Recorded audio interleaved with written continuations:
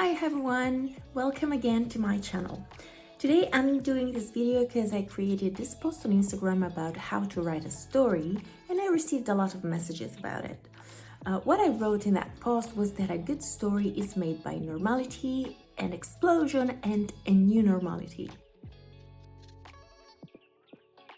I received messages that were saying, isn't a story made of beginning, middle, and end? Or introduction, development, and conclusion? Yes and yes. We're always saying the same thing. I used those words because they're perfect for advertisement and brand storytelling. Let's be clear, I didn't create them. I just used them because they're really useful. So why are they better for storytelling marketing? If you think about it, when you have a good advertisement, you have first a situation with a problem to be solved or a gap to be filled. This situation has characters we can relate with a problem that we know. Then something happens. The product or service comes in and changes everything. This is the explosion. So the product or service arrives and changes the situation. We have the cause and the consequence. The end arrives with a new normality. We see again the characters going back to normality, but it's not the same one as before. It's a new normality, a better one, I hope. When you read a book, you watch a movie, sometimes the new normality is not better.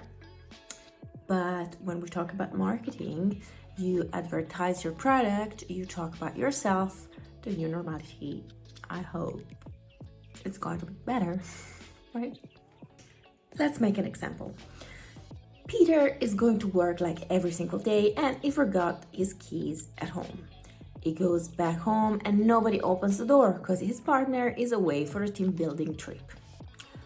So as usual in this situation, he goes to his friend Carl.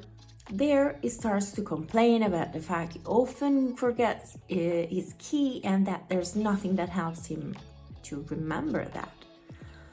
Carl says, I'm sure you never forget your phone since you work with it. Explosion. Boom, something happens in Peter's mind. It changes immediately his face and explodes.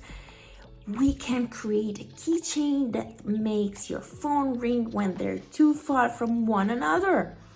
Eureka! And that's how AirTag was born. I made this up, guys. New normality. We see a happy Peter with his AirTag.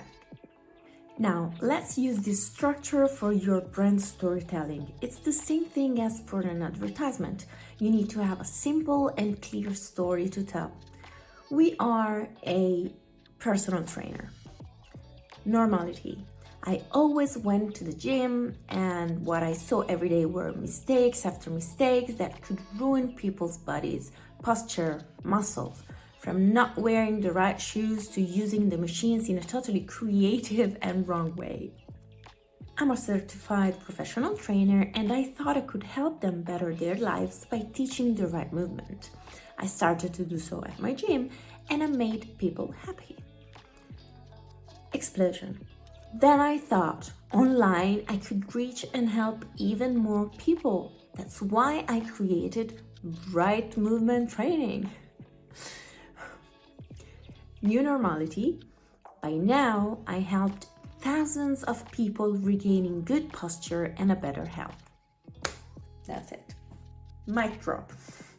So, this is a really simple yet effective way of attracting people with a story. You don't have to find baroque words and complicated situations. People want to see themselves in the story in order to know if you're the right choice for them. So when you create a story, remember normality, explosion, new normality. Keep it clear, keep it simple, and keep it short.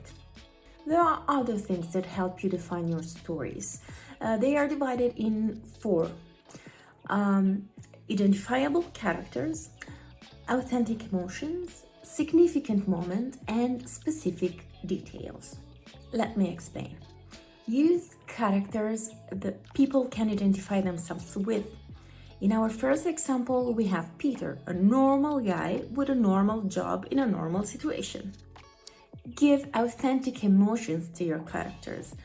Peter is frustrated, and we can totally understand why. And maybe we are also feeling the same if we relate with the situation.